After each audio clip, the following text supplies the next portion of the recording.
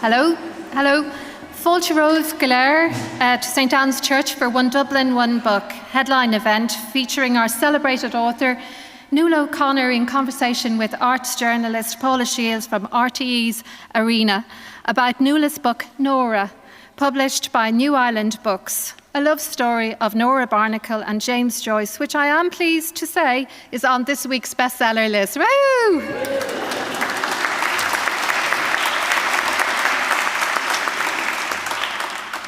This is our first in-person headline event for One Dublin, One Book in 3 years, and you've no idea how wonderful it is to have an audience in the flesh. Don't forget, our Dublin libraries are open for business, and we would love to see you if you haven't been there in them in a while. One Dublin, One Book is a Dublin City Council initiative coordinated by Dublin UNESCO City Literature Office and Dublin City Libraries, and is supported by the Department of Tourism, Culture and Arts.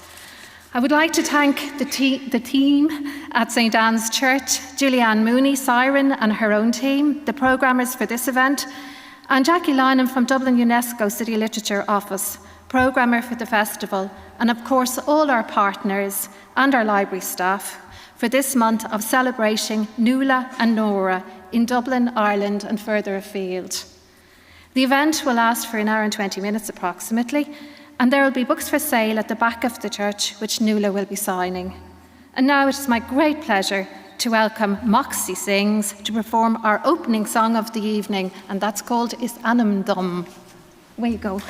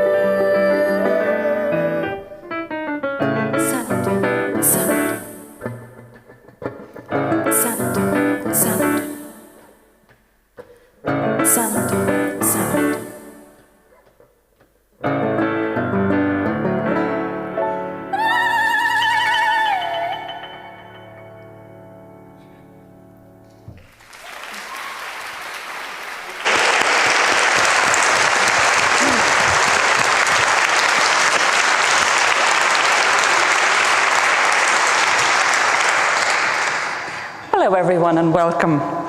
My thanks to Moxie Sings for Sanam Dum. They've run away now. They are singer Julia Spanu, Ted Kelly on banjo and Joss Kelly on piano. We'll hear more from them later. They're going to do another 2 tunes, I'm happy to say. I'm going to make a quick health and safety announcement and then I'll get on with the intro. There are 3 fire exits. So in the event of an emergency, we'd ask that you'd leave quietly and gather at the Mansion House. They are the main exit you came through. There's an exit over here on my right and an exit halfway down on the left. So hopefully we won't need them. And if I could just ask if you'd all take a moment to make sure your phones are off, that would be great. Now, it's very appropriate that we're here on Dawson Street. We're around the corner from the fateful spot where Nora Barnacle and James Joyce first met on the 10th of June, 1904. Nora was 20, a maid at Finn's Hotel on nearby Nassau Street. Jim, as she called him, was 2 years older, an educated man. So began one of the great love stories of the 20th century. And much more than that, Nora was Jim's muse. The way she was, the way she spoke, the stories she told, she's everywhere in his fiction. We're also here to celebrate Nuala O'Connor, poet, short story writer, and novelist. Nora is her 5th novel. It's been praised by everyone from Edna O'Brien and Joseph O'Connor to the New York Times, who selected it as one of their 10 best historical novels of 2021. Nuala began as a poet. Her first published book was the poetry collection Molly's Daughter in 2003, followed in 2004 by her first short story collection, The Wind Across the Grass. She has since produced 3 more poetry collections and another 5 books of short stories. Nuala, Nora stood Jim up on their first date, that 10th of June meeting. She was a match for him from the start. I think she was. She arrived fully formed to him as a sensuous maverick, I suppose. She was a girl who had 7 years work experience under her belt before coming to Dublin to work in Finn's. She'd been brought up by her granny.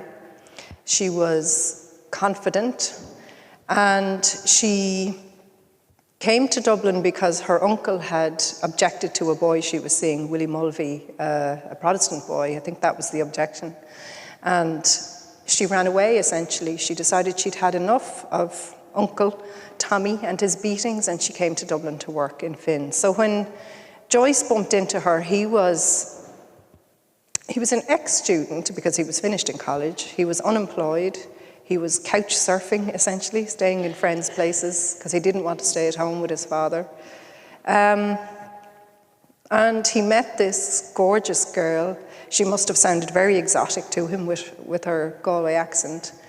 And then when she said her name, I'm sure he was entranced because he was a lover of Ibsen's Nora. And then the surname Barnacle is a gift to any writer who wouldn't be delighted to hear a name like that. And she was beautiful. She was well turned out.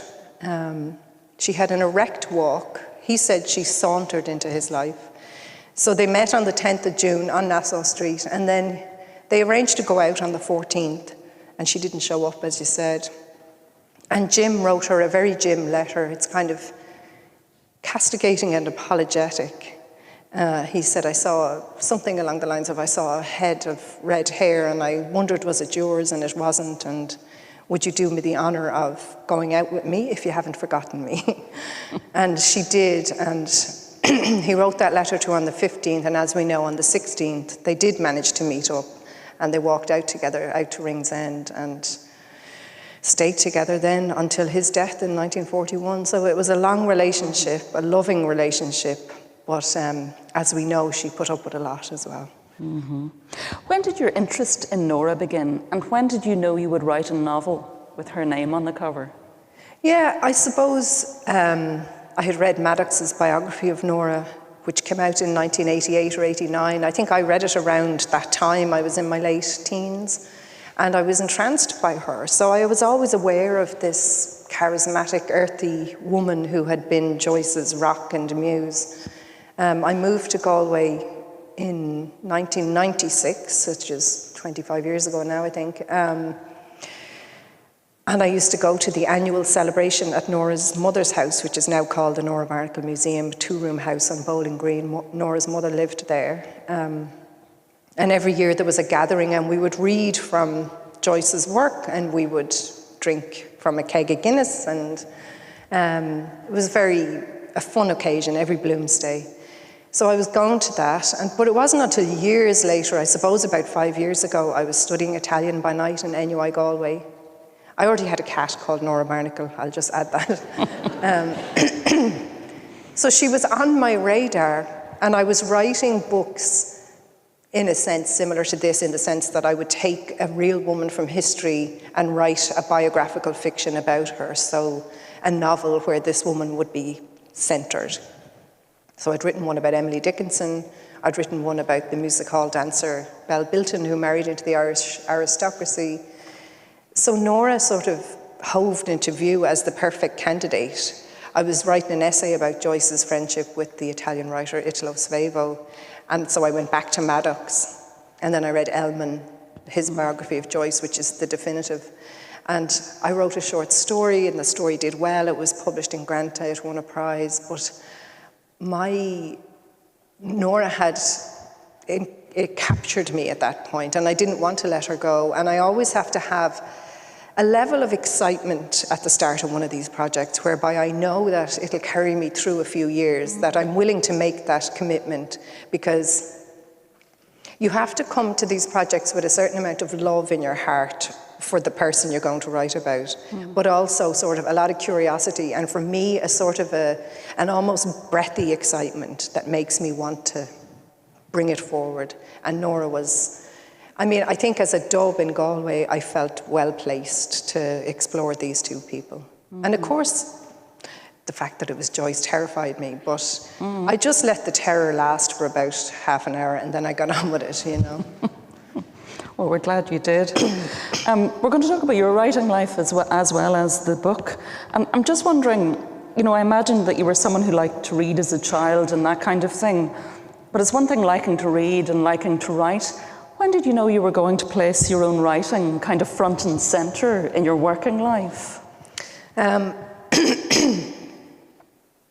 I went to a school that was kind of unusual. It was one of the first Gael Scullina, I think it was one of the first, and it was in the grounds of the Department of Education on Marlborough Street in Dublin. And we had a teacher there called Bandual, and she was, in retrospect, she was bohemian, artistic, encouraging, and she knew I liked writing poetry, and so she was always encouraging me.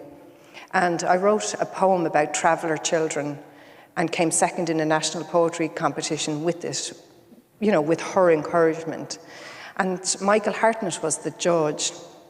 And I remember going to the, prize ceremony with my mother, and my mother's sort of awed reverence around Hartnett and his kindness to me. The poem was in Irish, and it was about seeing traveller children on O'Connell Bridge, essentially, as I went home to my nice house from school, and feeling for them,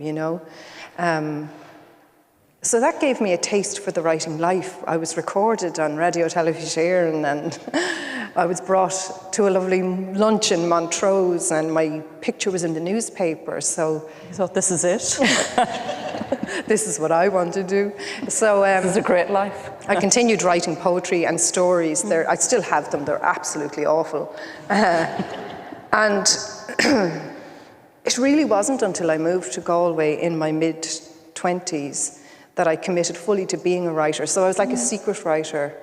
I went to work in a theatre company in Galway, and two of my colleagues were writers, Fred Johnston and Rosita Boland.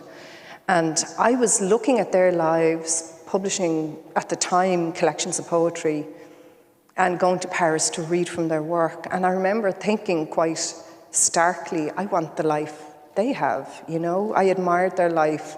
And they were nice to me, and they encouraged me and said, something that hadn't occurred to me weirdly, why don't you join a workshop? So I did. So I did fiction workshop with Mike McCormack and a poetry workshop with Louis Dupuer, and I just fell in love with the idea of committing to writing. And then I we made a group of us continue to meet after the workshop, the Louis workshop. And so now I had a writing group. So once a fortnight, I had to present something. And there's nothing better than a deadline to keep you writing. And so I just was writing, and it was kind of pouring out of me. And I suppose my senses were very alert, and I was writing about everything, you know. And it was just I remember it as a very joyful, very giddy, very, you know, it's like falling in love almost. There's a push and an energy in it that I think eventually sort of calms down for you as a writer, but those initial years are very exciting. And you're writing poetry, you're writing short stories to begin with, and your first novel comes then in 2010 with you. She's a very different narrator to Nora. Yeah, I actually wrote that novel. I started to write it in 2002. It took 7 years to find a publisher. I finished it in 2003, so yeah, that was a long road and a difficult kind of start out with the novel, and I never stopped believing in the novel. So it's narrated in the voice of a 10-year-old child who's partially me. It's semi-autobiographical. It's set in my home place in the Liffey Valley. The child is a melancholic, sensitive, spiky child, which is exactly what I was. She spends a lot of time by the river Liffey, which I did too. Her family situation was not my family situation, so it was a work of imagination, but the child was definitely a version of me. Set in 1980, so lots of kind of cultural references to 1980, like the Olympics and Nadia Comaneci and all this sort of stuff. So yeah, I thoroughly enjoyed writing it, and then it was disappointing to have such a long, sort of 7-year track of rejections for it, you know. We'll come back to that later. I always think it's so interesting, you know, what goes on behind the scenes as well. Nora Barnacle, what did she look like, Nuala? She was a striking figure, wasn't she? Yeah, slender, about 5'6", auburn-haired. She had a droopy eye, one droopy eye, which Lucia inherited, and Joyce wrote into a lot of his work. The thing about her eye being unusual. She was naturally confident, which I think is a lovely way to be, and sort of naturally optimistic as well. So she had a lot of, when people commented on her later, particularly in the Paris years, where they had a lot of Irish friends in Paris, something they hadn't had really in Trieste or Zurich, they said she was hospitable, charismatic, a breath of Galway air in the intellectual hothouse of Paris, Arthur Power said. People found her naturally cheerful, noble, dignified. So she had a lot going for her. She wasn't literary like Joyce, but she did like to read. But she liked to read the Daily Mail, Penny Dreadfuls, a bit of pornographic fiction that Joyce introduced her to. She enjoyed that too. So she was very much her own person, and he did try and mold her and change her, and he did bring a lot into her life in terms of she had to become fluent in Italian and stuff like that, but she came to him fully formed. Yeah. I was thinking, you know, when I was thinking about this interview, I was, you know, how did you approach her? Getting into voice? You know, I was thinking if you were an actor, I'd ask how you got into character. But, you know, how did you work on getting a voice for her in the book? So, I mean, you do all the reading around the person, so not just her letters that we have, but his letters describing her to his brother. He loved to describe how she would sit with her feet on the table, licking jam from a spoon and this kind of thing. He found her very charming and down to earth. And Joyce loved ordinary people. He wasn't, just because he was deeply intellectual and cerebral didn't mean that they were the people he necessarily wanted to consort with. So as to voice, I read her letters. I read other people's testimonies about their friendship. So Pádraig and Mary Cullum wrote very warmly about her, as did Arthur Power and other people that knew them. They could see everything that she brought to the Joyce relationship and the Joyce project, I suppose. And then I'd listen to my Galway friends and sort of nabbed their lovely Galway phrases, things like span new for brand new, and calling someone a ringer is a very Galway thing. So I started to gather up all the Galway phrases that I could hear people using. And then you just start a sort of a thinking process, and it's about tone. And as soon as you have the tone of the thing and the voice, and it's a first-person narrative, so Nora is speaking to you, the reader, so she has to sound right. But it's very much, it's almost like inventing a voice for someone. It's a language. We don't have her voice on record, you know. So yeah, the sound seems to have gone. Can you hear Nuala?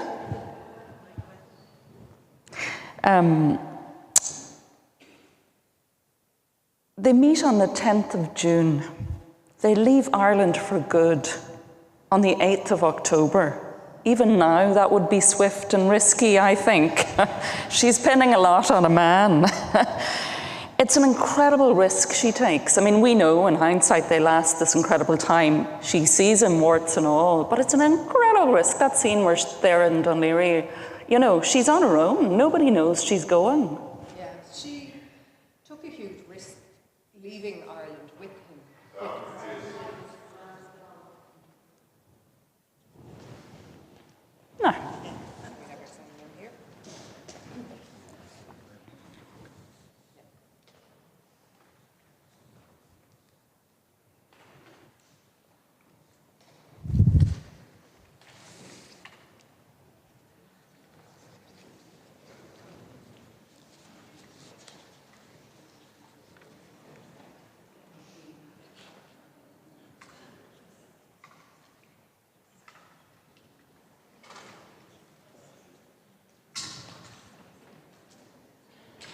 We're just upping the suspense here. This is all, it's in our running order. Okay. So as a practicing Catholic, Nora was aware that going away unmarried with a man to live as husband and wife was a risky and unusual thing to do, which is maybe why she didn't tell anybody. But Jim had laid all his cards on the table before they left. He had told her everything. He had told her about his dalliances with prostitutes from a young age. He had told her, I do not believe in marriage. I do not believe in the church. Do you understand me? Are you still willing? Do you want to come with me? I'm going anyway, kind of thing. So do you want to come? And she said yes. So she did step very much into the unknown, and then very quickly found herself pregnant with Giorgio, their son. And so she, at this point, has compromised herself fully in the eyes of Catholic Ireland. And so she kind of has to stay with him, in a sense. There is no coming back. There's a chance that she would have been rejected had she come home. Where was she to go, you know? Yeah, and it was a precarious life, wasn't it? You know, he's teaching, he's writing, he's drinking, they're not great with money, you know. Yeah, I mean, the funny thing about Joyce is that he left Ireland to escape conventional life and ended up in a very conventional situation. They settled in Trieste eventually after skipping from Paris to Zurich to Bola to Trieste. But they settled there, and there they had their golden years where they became essentially husband and wife. So they became friends, lovers, confidants. They were everything to each other. There was nobody there that they knew. He becomes an English teacher in the Berlitz school. She becomes a stay-at-home mother, minding their children. But she's also learning a new language. She's learning to like Italian food, which she hates at the start. She finds it oily. But then she gets a taste for it, and she becomes very European. They have to dress for the weather there. She has left Ireland in a borrowed coat. So even though she had worked for 7 years and had been in Finn's hotel for 8 months, she had no money. They didn't seem capable of saving or budgeting or planning, either of them. So he's not earning a lot, and what he is earning, he's drinking in the tavernas in the harbour with sailors, and she has to take in washing to, you know, make ends meet. But she clearly was extremely loyal, stoic, courageous, good-hearted, big-hearted, stout-hearted indeed. So she stayed with him and put up with a lot of the nonsense. His brother Stanislaus, he's an interesting character. He comes to help them. I mean, it's so interesting. One of the reasons, of course, Jim wants to get away is away from the drain of the father, you know, who's a bit shiftless and who's always looking for money. And then, of course, Jim turns into him, essentially. But Stanley comes from Dublin to help him. And they don't really get on that well, do they? No, the funny thing is, I suppose, Stanley was his sounding board, his literary sounding board. But Jim was an awful user. He was a man who could get anyone to do anything for him, it seemed. And Stanley was his first whetstone, you know. Stanley said, Jim uses me as a butcher uses his steel, which is some comment about your brother. So ostensibly, Stanley is brought over in the great Irish emigrant tradition of bringing over your relatives, but actually he's brought to fatten the coffers.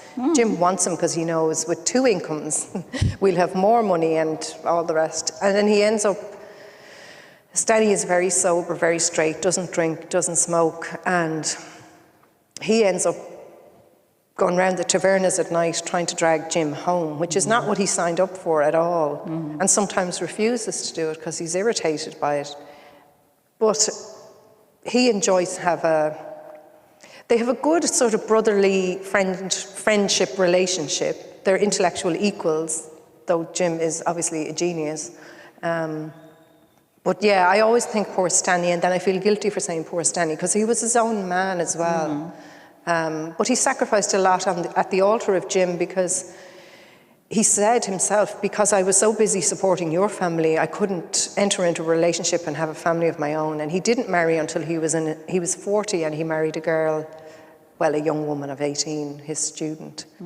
And he worked in the English school, the Berlitz school as well, teaching English, and supported them. And you know, there's a record of Giorgio as a very small child saying to Stanley one day on the street, we were hungry last night because you wouldn't give us any money. As if it was Stanley's, you know, obligation to feed Jim's children. Yeah. And in the novel, he has a real soft spot for Nora. Now, I was very intrigued by this, but it was also one of those moments where I was thinking, Nuala O'Connor, how much of this is fact? Yeah, I mean, when you read Stanley and Nora's... But I love it. Stanley and Nora's letters to each other are very flirty. You know, Stanley was incarcerated during World War I at Katzenau, and Nora would send him care packages. So she'd send him cigarettes to trade with other prisoners, cocoa for his comfort, biscuits. She sent him all sorts of stuff. And the letters were very warm. So they obviously had a very good friendship and relationship. So I decided I'll warm this up a bit. But there is, like, he did write to her and say that he had a picture of Nora. It was very normal for people to send each other pictures of themselves. He had a picture of Nora by his bed in the place he was imprisoned in, the camp. And the guard said, Joyce, is that your wife? And Stanley said, yes, it is. So he's there pretending Nora is his wife. So that's kind of a flirty thing to be reporting back to a woman. So there was a kind of it may have been brotherly, it may have been friendly, but I thought, here, this is ripe for not the way you not the way you tell it, Nuala O'Connor. Not the way you tell it. 1914 brings changes. I mean, if World War I hadn't broken out, Ireland is still part of the British Empire. They're in Trieste, it's part of the Austro-Hungarian Empire. They're on the wrong side, as it were, so they have to leave. But Trieste felt like their home. Do you think they would have left Trieste if they hadn't had to then? No, I'd say they would have stayed. I mean, the reason they left it totally in the end was because Ezra Pound was keen to get Joyce over to literary Paris. It's the place to be, he told him. So they had been to Zurich, they had come back to Trieste, and they couldn't settle. Trieste was much changed by World War I. It wasn't the sort of dreamy, multicultural place they had left. The atmosphere was different, everything was different. And when Pound sort of seduced Joyce with Paris, he decided, why don't we go and see? They were supposed to go for a fortnight and they stayed 20 years. Had World War I in Zurich not happened, I do think they probably would have stayed there and made their life there. Italian was their language at home, so they were comfortable. And it's a beautiful place. You know, what a comfortable, lovely place to bring up children. We'll come back to the Joyces in Paris in a little while, but I wanted to ask you, your first two novels are contemporary. The Closet of Savage Mementos, again, is set in the 1980s.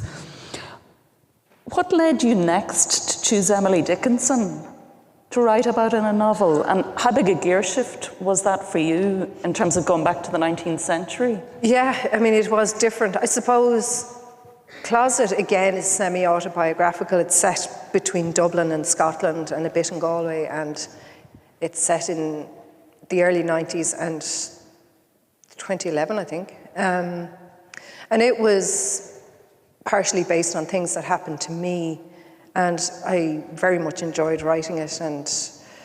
But I was all the time, through all those years, I was writing short stories and publishing them, and a lot of my short stories are these biographical fiction. So I had written a story about Assia Wevel, who was Sylvia Plath's rival in love.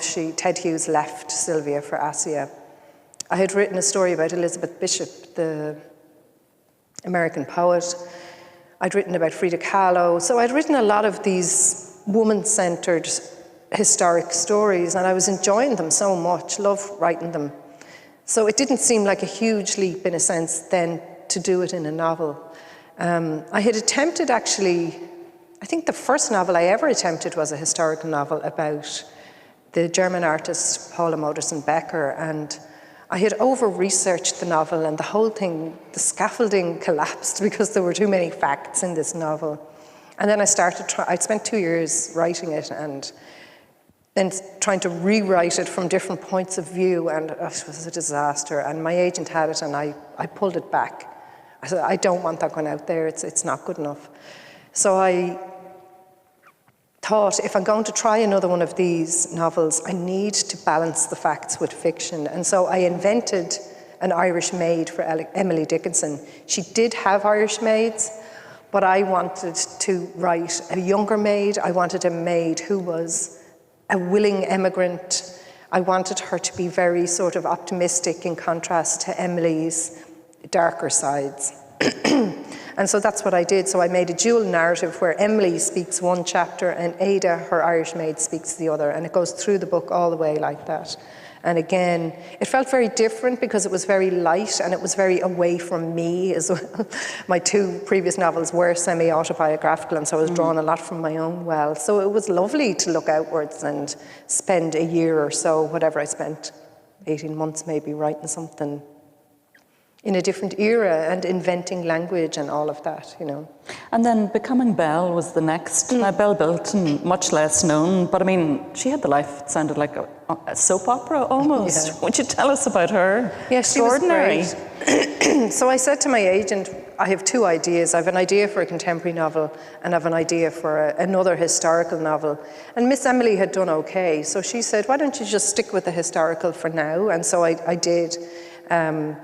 But I picked somebody obscure, Belle Bilton, who had married, I live in Ballinasloe in County Galway, and the local landed gentry were the Clancartys, the Trench family. And so she had married into them, and the aristocracy was sort of coming to an end. Somebody described them as a doomed aristocracy at this point, so late 19th century. So Belle came in to, it has to be said, a feckless earl, married him, and he was promptly sent away to Australia, and she was told, you're getting a divorce, love, Yeah, because she was a music hall dancer. She was a music hall dancer, yeah. You can understand the family thinking, hello. Yeah, exactly. But actually, she was the one who earned money. She was the one who kept the show on the road, and he was the spendthrift, feckless, bit of an idiot, apologies if anybody from the Clancarty family is here. But no, he was just a bit, he was a young aristocrat. All he did with himself was drink and ride horses and whatever. And she kept them, her money kept them until such a time as his father died. And they got back together and went on to have a very happy marriage and a family in Ballinasloe. So she was on my radar because I can basically see her burial site from my house, and her family home is on the grounds of Garbally College, which is the school my son was going to and all of that. So she was in the ether around me.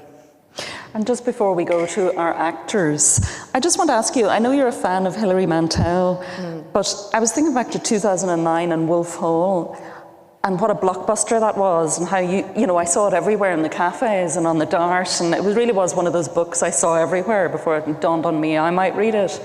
But how much do you think she reinvigorated historical fiction at that point, Nuala?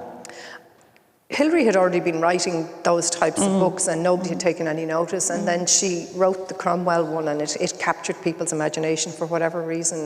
Well, I mean, the fact that it's brilliant is the first thing. She's something of a genius, Hilary, and she writes and talks brilliantly about the whole project of writing historical fiction, which in itself is a problematic term. You know, why do we call anything historical fiction when we're writing it now? Why do we call things literary fiction? Why do we... Well, I've been told to stop calling things biographical fiction.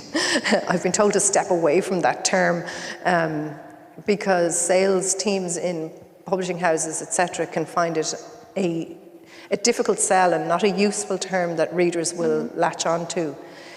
You know, I think writers would like to just call their novels novels, but there is a lot of labelling that goes on that comes from different sources. The Irish writer Paul Lynch says there is no such thing as historical fiction. And I used to think that was a bold statement, but I'm starting to agree with it. There is just fiction. You know, who cares when it's set? It's always, always, always about the same thing, and that is people in trouble and how they deal with it, whether they can deal with it well or not. And that's essentially what fiction is. And so maybe we should, for once and for all, ditch the label. Leave the label. Now, at this point, we're going to have another performance. The actors Niamh McCormack and Adam J. Richardson are going to give us a dramatic reading from a chapter entitled Wanderer. And after that, Moxie Singh are going to play another tune for us, Brídóg Níomhaile. So. I'm a wanderer, Nora. Jim said to me when I met him first. 3 months passed and it's proven to be true. He flies from lodging to lodging, now with his friend in Shelburne Road, now with the one in Sandymount. He doesn't want to live with his pappy and the family, for they draw on him like leeches. The way it is, Jim finds it hard to settle in one spot, and people generally annoy him. He finds their oddities hard to deal with. I have enough foibles of my own without having to figure out other people's. He told me once. People are strange, it's true for you, I answered, but I thought about it for days, and the business of him not getting along with others.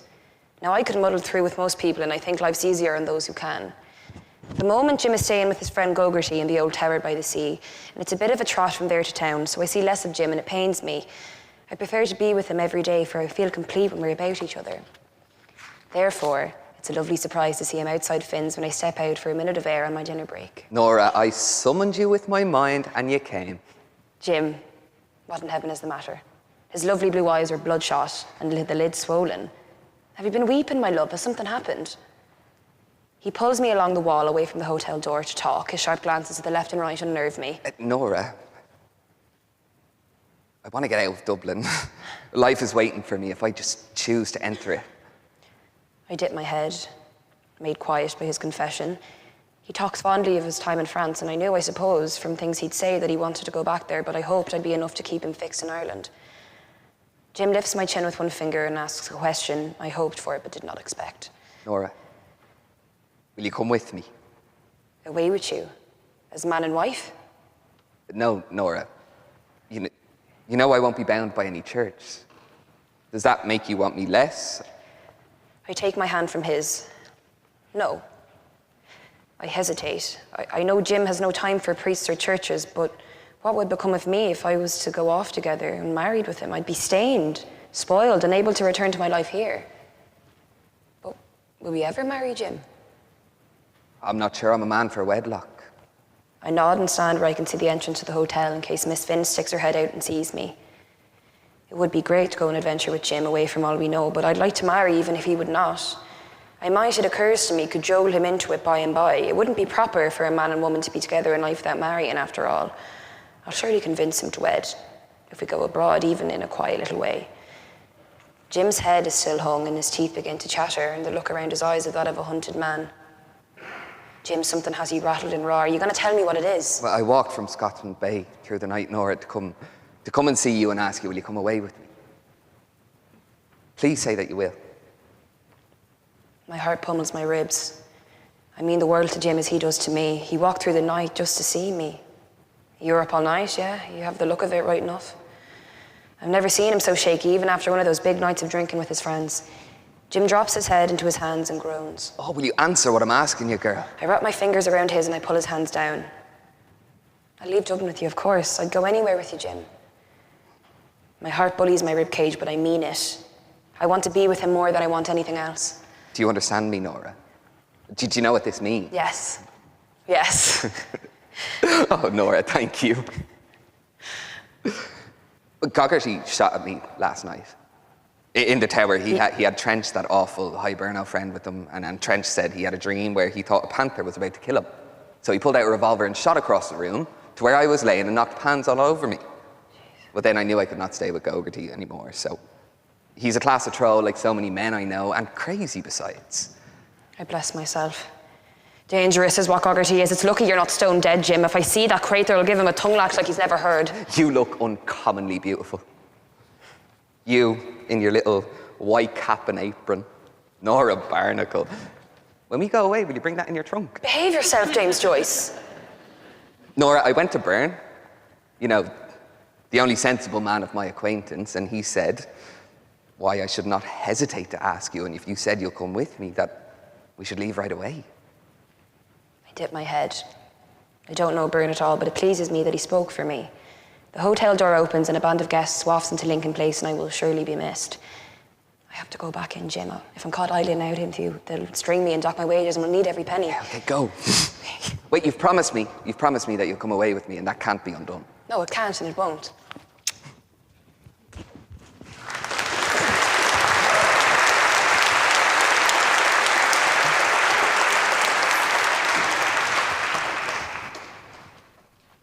Hello. Hi. So, the first song that we performed, which is called Isanamdum, was a fusion of Irish and Arabic, as I grew up in Tunisia. The next one we're going to perform for you now is called Brídóg ní Bhaile, and I learned it phonetically when I was 10 years old, living in Tunisia. A few years later, Joss asked me if I wanted to learn a song in Irish, and I came up with Brídóg ní Bhaile, just like an old document that you find in the bottom of the dusty drawer. Here it is.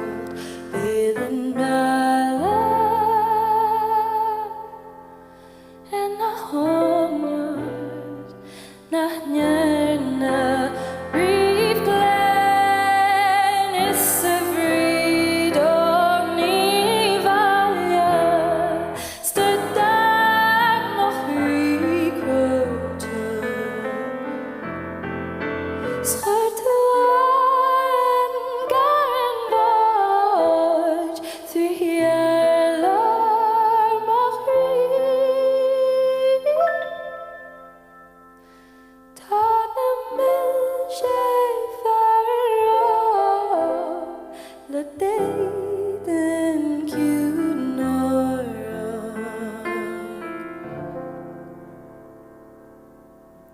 Is good up to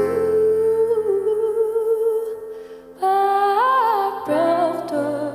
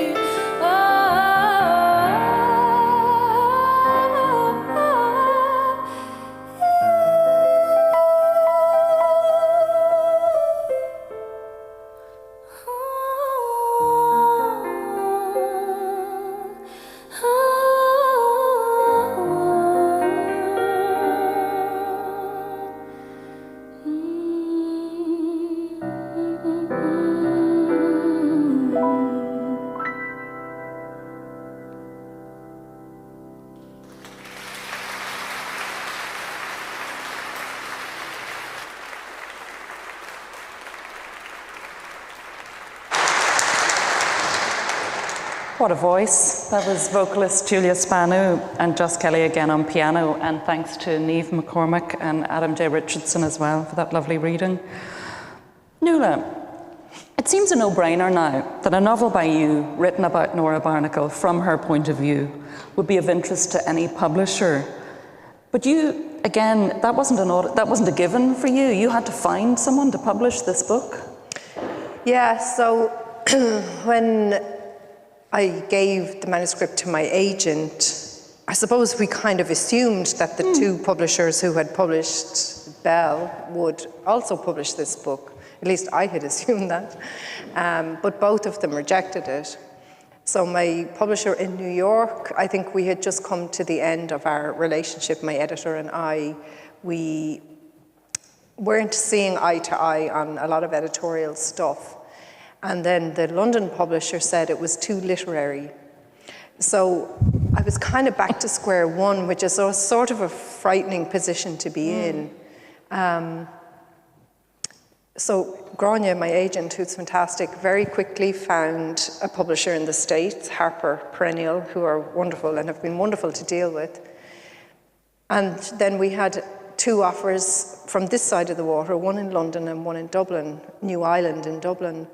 And I said to Grania, I think it's more important that this book is published in Dublin than in London. And New Island were so enthusiastic with their offer, so warm about the book, so committed to working well on its behalf, which is what you want from any publisher, that we went with New Island. And I'm so glad I did, because they have taken this book to their hearts.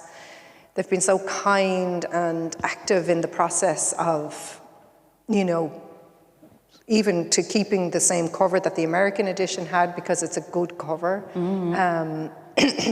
supporting it in every way that they possibly have been able to. And it's a sort of a dream relationship. I've done, I think, 5 books with New Island now, and they've always been very joyful to work with, very committed.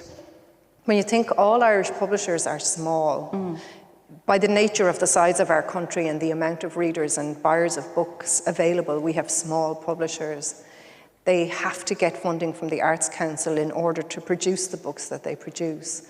And yet they still can commit so fully to a book. So I'm really grateful to them. It's been a nothing but positive process, which I couldn't say about every one of the 16 books I've published, but I can 100% say it about this one. Everything, I've been schlepping around with this book since January 2021, some of the schlepping from home because of COVID, obviously.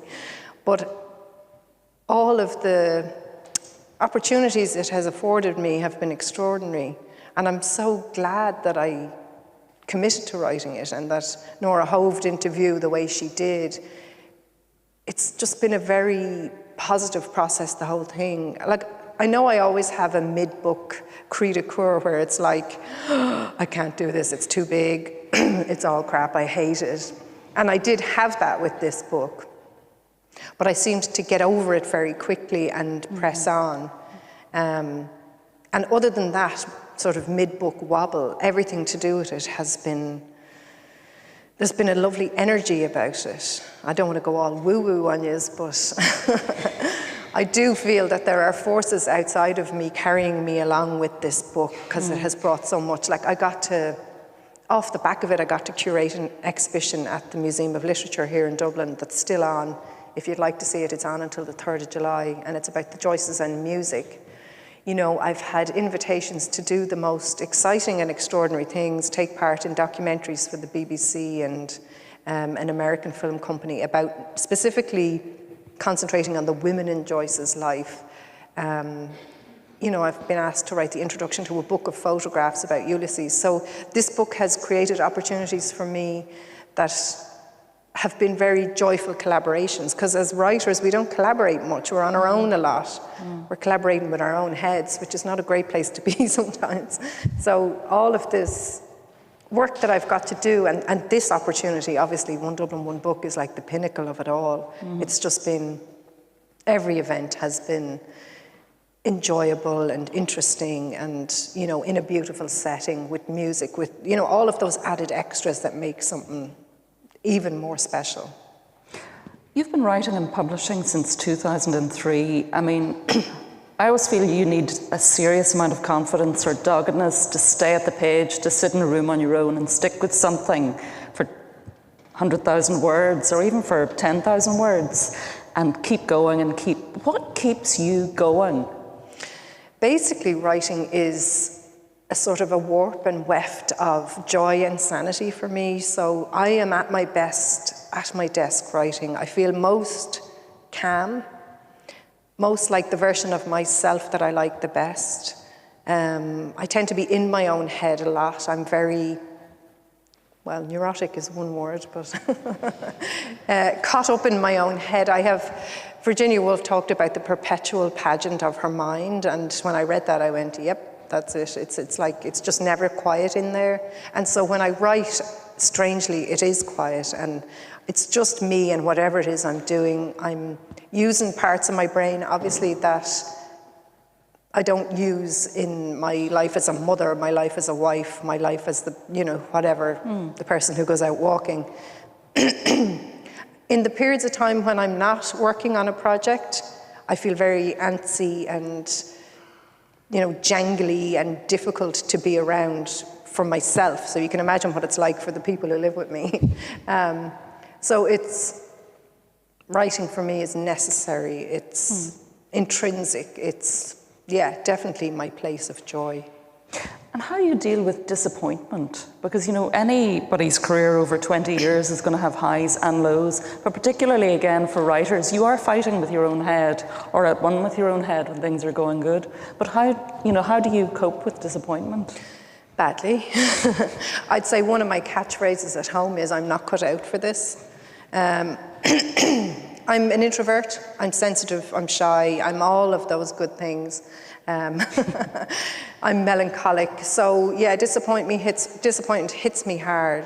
But luckily I have a husband who lets me cry on his shoulder, shout it out, cry it out, give out, stamp around, and then I get over it, because there's no point. You can't continue on in this without, as you said earlier, a certain level of doggedness, a sort of a stupid commitment to the project that gets you through.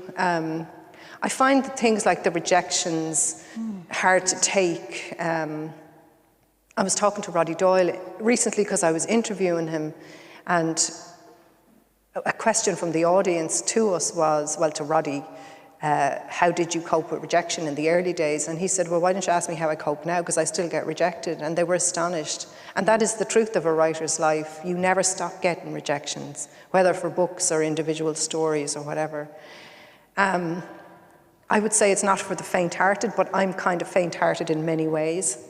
It's just a case of loving the thing enough to keep doing it. There certainly isn't a living in it, because it's impossible to make money from writing alone. And so we do other things. I teach and I mentor and I review and I do all those other things.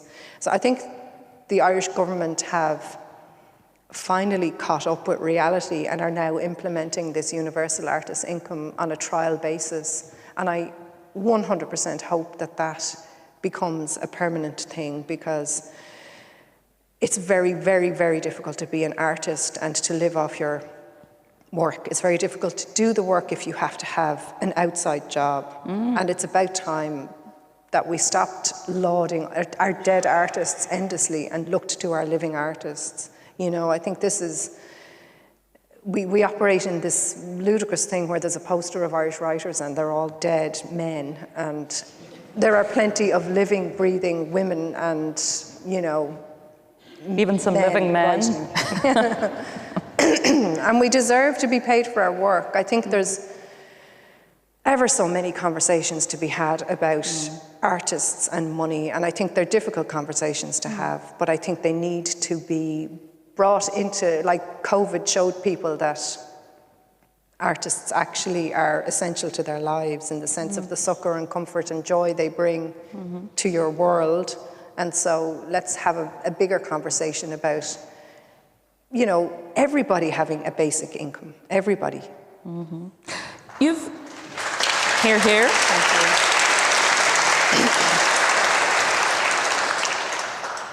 You've remained working in all the forms as well. You still write poetry, you still write short stories, you write flash fiction.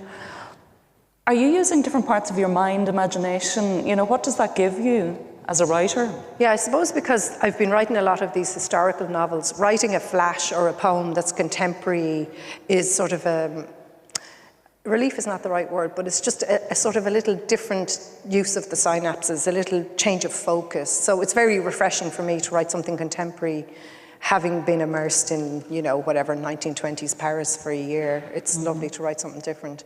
I find, though, these long projects are very immersive and everything else gets tossed away. So there isn't literally the hours in the day to work on. I always have mad ambitions, you know, oh, I'll write 2 novels in tandem, ludicrous. No, you won't. You know, there's always a need in me to be writing something short as well. I want it, I desperately want it, especially poetry. I think flash fiction has replaced poetry a lot in my writing life, and it sort of worries me and distresses me. But I would have to sit for a few months with poetry in order to get back into it properly. And at the moment, I don't have that time. But I would like, I have these ideas about blocking off time, and it's becoming, you know, I'm not going to say the problem. The issue with a successful book is your time for writing is actually squeezed very small. So I have now started to look at the end of the year and say, right, I'm blocking off 2 months there to get back to pure writing, because if I don't, that's the thing that could leave my life. I could end up wandering around talking about writing forever, but that's not what I want to do. Let's go back to the Joyces in Paris. Ezra Pound gets them there in 1920, I think it is. Who are they mixing with? They're mixing with the likes of, well, Sylvia Beach has her lovely Shakespeare & Co. And it is essentially, Kevin Birmingham described it as a thinly monetized social centre for writers. So Sylvia operated her bookshop as a library, an English language bookshop in Paris. Her life partner, Adrienne Monnier, had a French language bookshop across the road. And Sylvia based her, sort of modelled her bookshop on Adrienne's, and allowed writers to borrow books as long as they brought them back clean, let them use her till essentially as a form of a petty cash box, and let people hang around and talk. And so it was a wonderful place for all of these, you know, Anglophone writers who were in Paris. And so they formed friendships, they had salons, and Sylvia, of course, Ulysses was being serialized in America. Then there was an obscenity trial because of the Nausicaa episode and Gertie flashing her knickers and the whole lot. And, you know, Joyce was in Shakespeare & Co. one day mithering on about how nobody will publish my book now. And Sylvia stepped up and said, she adored Joyce, and she said, would you do me the honour of letting me publish Ulysses? Adrienne was publishing books in French out of her bookshop, so she had a model for this. And he, of course, said yes. And she did this limited edition, 1,000 copies of this very large, the book weighed, you know, 3.5 pounds, 726 pages long. It was a large format. And she sold it essentially to rich people because they were the only people who could afford it as a special order. So it wasn't a book you could buy everywhere. Yeah. And of course, we're celebrating the centenary of Ulysses this year. How big a difference did it make to their lives at that point? Huge, because while he had published books prior to this, he had published chamber music, Dubliners, and a portrait of the artist. This one made him famous. It wasn't widely reviewed. It was banned in the States. He couldn't get it published in the UK or the States for a long time.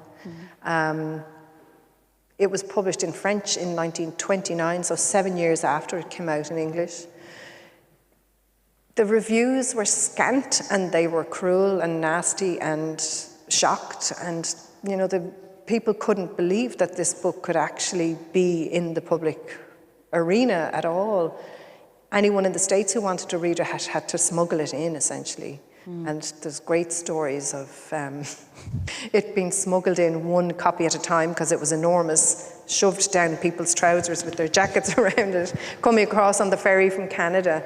Read Kevin Birmingham's book about all of that. It's astonishingly good. It's called The Most Dangerous Book, I think is the name of Kevin's book. I'd highly recommend it if you're interested in the obscenity trial and the smuggling and all of these women who supported Joyce.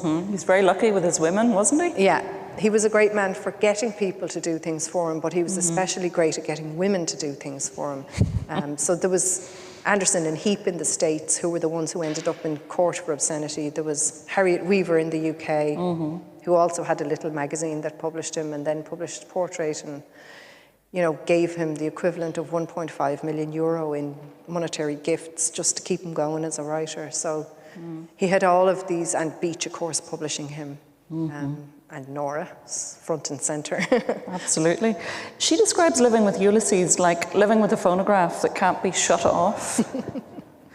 What is her approach to his growing stature? I mean, she believes in him as a writer, no question, but what is Nora's a practical woman, what's her approach to his growing reputation?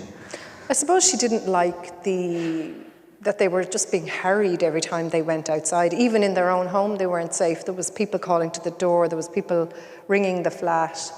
They'd go to a restaurant and somebody would send over wine, or want to meet him, want to shake his hand, want to speak with him. So they found they couldn't even eat out in peace anymore. And Joyce didn't like strangers. He didn't like talking to people. He didn't like being interviewed. So there was an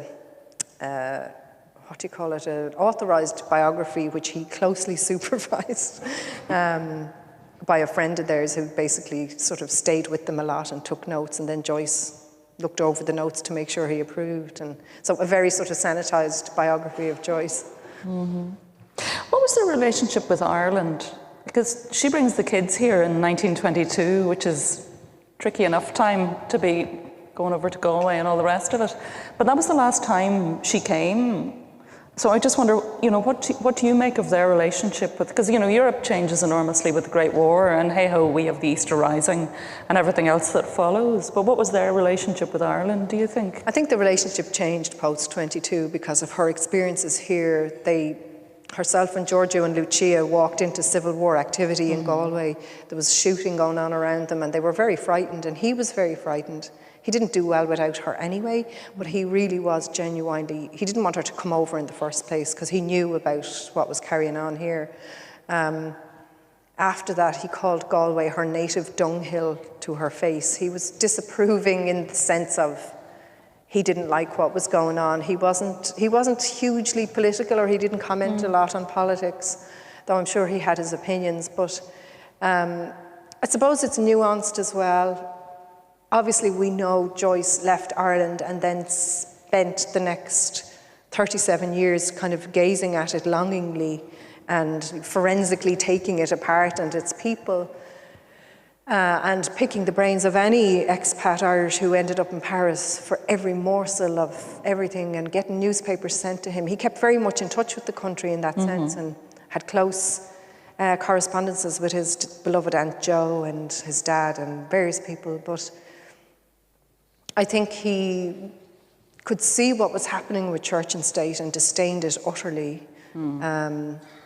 They had a little fantasy of coming back and renting a cottage. It was a short-lived fantasy. I think I'm not going to say they settled in Europe because Joyce didn't settle anywhere, but they decided that that was where their life was going to be. I was thinking a lot about this actually just in the last few days about, I think it's very easy to stand away from a place and say everything that's bad about it because it's a way of protecting yourself from your love for it and for your people who are there. He was a family man. He loved his own family. He brought 3 of them to Trieste to recreate a sort of a little Joyce, you know, dominion or whatever in Trieste. So I do think his relationship was tricky. He had a habit of feeling persecuted. And whether the persecution was real or not, you could debate that, I think. And that would be to do with friendships and to do with the country as a whole and how it was changing. You know, he could see where it was heading towards and he didn't like it. Yeah. The kids are teenagers by the 1920s. What sort of parents were Jim and Nora? I think they were very loving, but I think it was a case of benign neglect. They did not make plans for these children's futures. They didn't, even though Joyce was educated, you know, had done a degree in languages, had started a sort of a medical study in Paris that didn't get very far. I don't know if he ever went to his classes, but didn't continue with it. It didn't seem to be a priority to get these 2 children a good education. They were constantly moving house, moving school, so their education was very disrupted. But it doesn't seem to have been a thing to get them properly educated, to prepare them for careers. So Lucia danced with a dance troupe, gave it up, decided herself, and anyone who has teenagers who want to give up an activity know how difficult it is to change their minds about that. Giorgio had a beautiful voice, and actually we have him as part of the exhibition in Molly. You get to hear Giorgio singing and Julia. But he was a very nervous individual. He was very like his father. He had terrible nerves and didn't like going on stage, which is a bit of a disaster for a singer. So he just couldn't make it as a singer. He did try, sort of.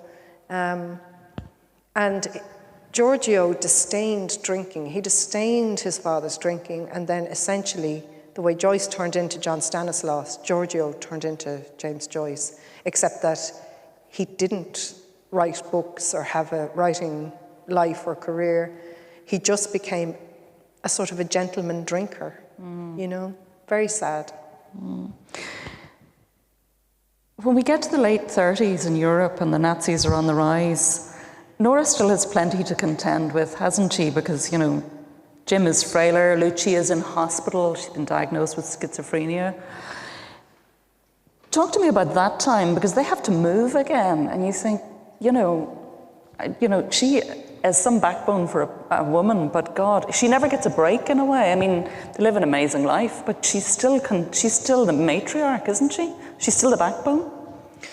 Yeah, she was very stoic and very able and kind of courageous, but it must have been very trying not to have a home of her own, which was one of the things she really, really wanted.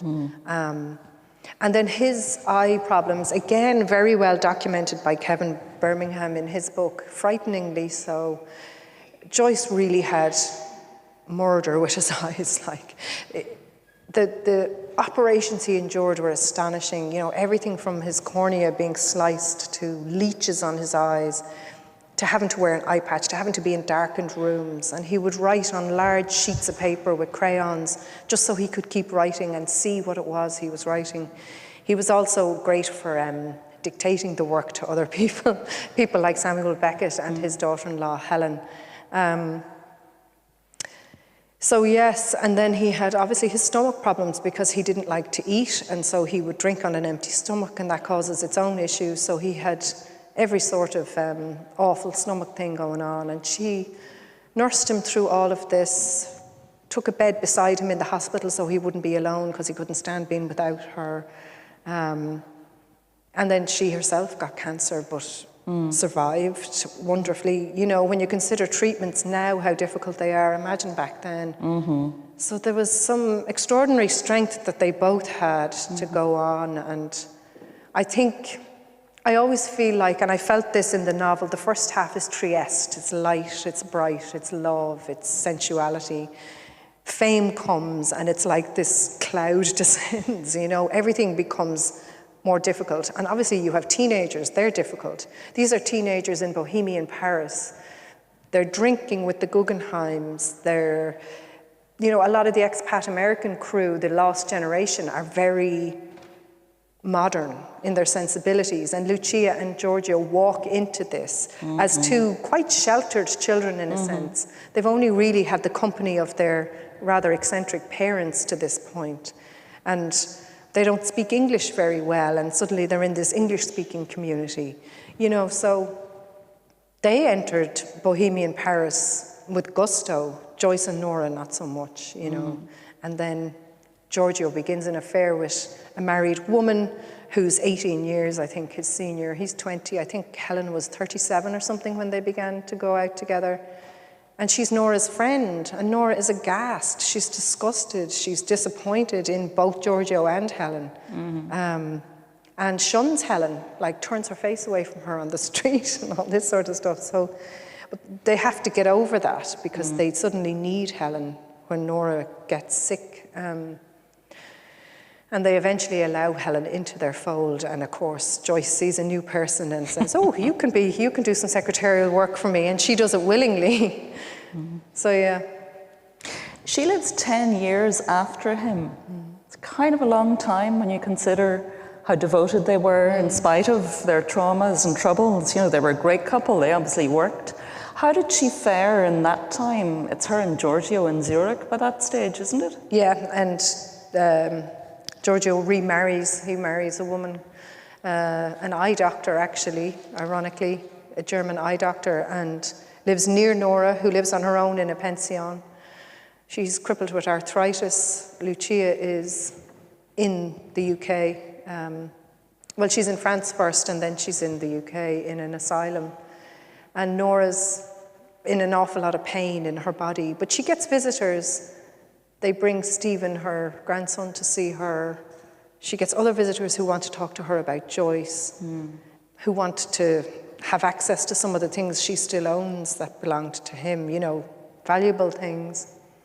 It's a quiet time. She says, I can't remember the exact quote, but she says something to the effect of, Zurich is a grand place for an old lady to be, you know.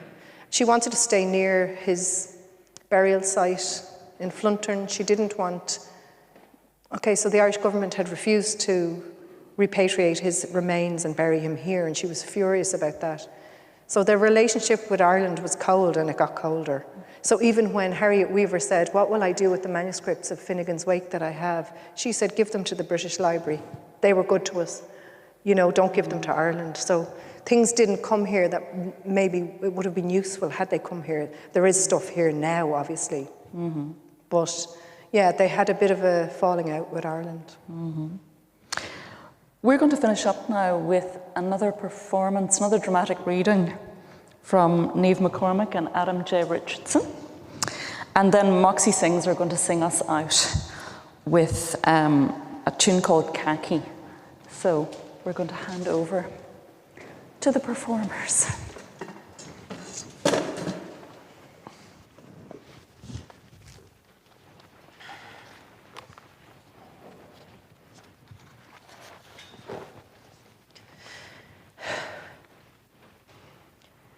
My stomach swells like water down a drain and my head on the pillow is leading. I grunt and sigh and I tell Jim to get up without me. I know he's itching to get to his writing anyway before he goes to school to teach. Across the pages his hand goes every morning, scratch, scratch, scratch with his nib, and his face takes on a concentrated faraway look. Now, instead of getting his papers to dart, he props up on an one elbow and peers into my face. Nora, are you all right? No, that pasta I ate last night, little as it was, is threatening to heave out of my gullet onto this bed, I say, letting out a groan that would rouse a graveyard. We had gone to Cafe Miramar to eat because our potatoes ran out and I was too tired to walk from Via Guila to the market, buy them and walk back, peel and boil them. And in the cafe I ate a tiny bowl of pasta al pesto and then I belched and gurgled all the way home after it. My innards were bad and I felt altogether out of sorts. Now the smell of the pesto comes back to me and the sharp green taste of it and I retch and nothing comes up. I'm in a savage mess this morning, Jim. I think you're in a peculiar way, Nora. That's what it is. What do you mean? Spit pools in my mouth and my whole throat fills with sourness and it's starting to feel familiar. I've had it the last few days. Oh, it must be the food, I whisper. All that garlic, or I took something here at home that was on the turn. Milk, maybe. 3 days in a row? Well, I think not, my love. Don't we buy fresh every day? Jim lies back on the bed beside me. His arm brushes against my breast and I shove him away. Oh, don't tip off me. My nipples are stiff as pegs.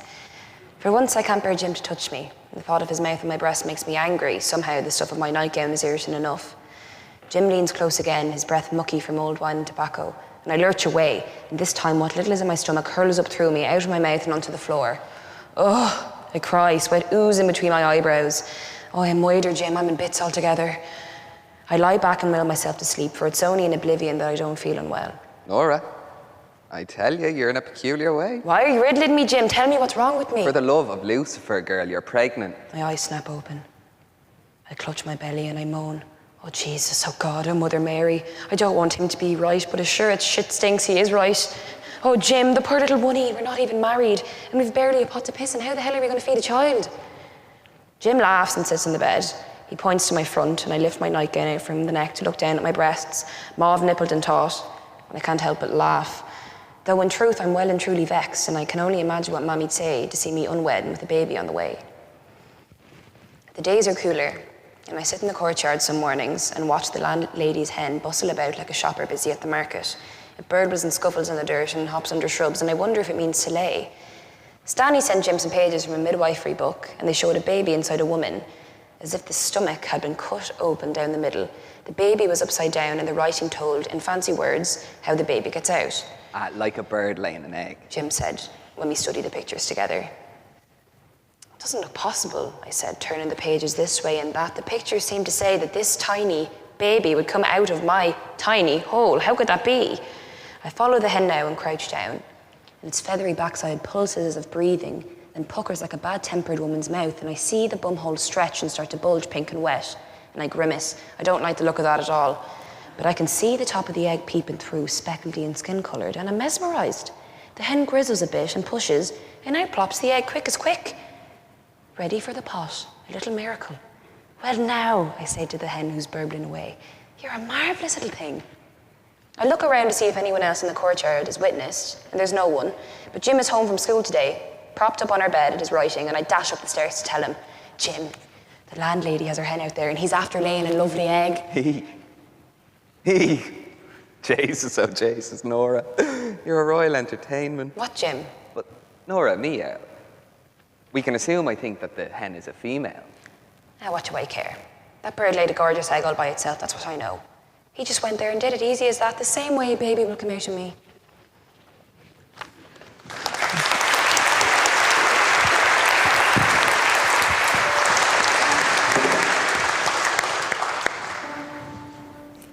Thank you to One Dublin, One Book for having us today. Thank you to Nuala O'Connor for her brilliant book and for inviting us to be a part of this beautiful event. The last song we're going to perform for you is called Khaki, and it is inspired by the fact that friendship can arise from the most unlikely places and still be the promise of beautiful adventures.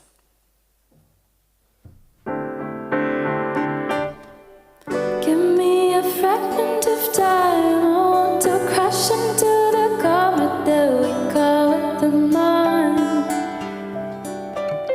I gamble my heart away like two fools, but I disobey to the games that they play.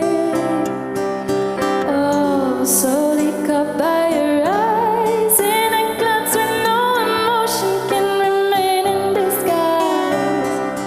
Disguised in the color of red, rushing blood goes oh so high up to the ceiling, to the tip of my being, my head. And on abandoned fruit, longing to be free, found a beautiful way to be. Shared by two bold lips, they promised in a kiss, they promised with their skin. Oh, there's something light and sweet, the silence breaking the beat.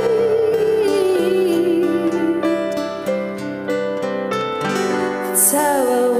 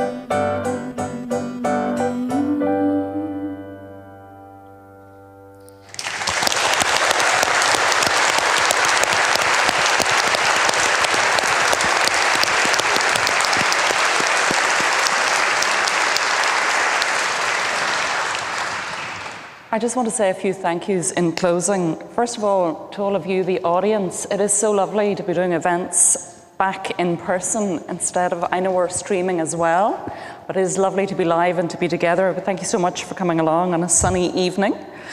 I'd like to say thank you to our actors, Niamh McCormick and Adam Richardson. Thank you to...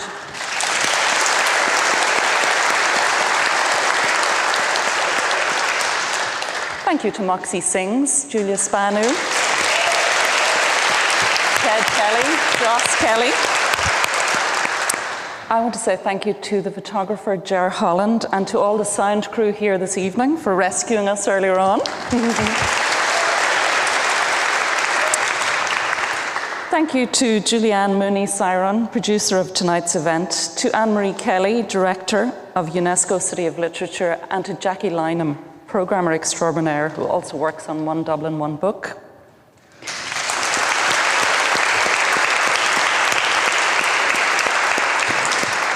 And last but not least, the star of the show, to the author at the heart of this year's One Dublin, One Book, Nuala O'Connor.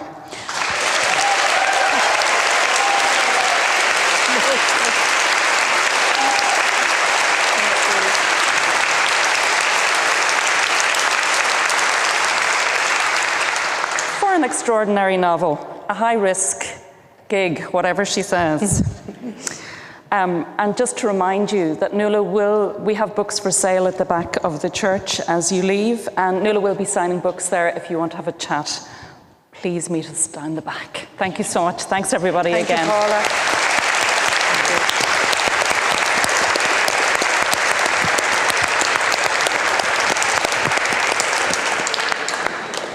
Thanks a million. Great stuff.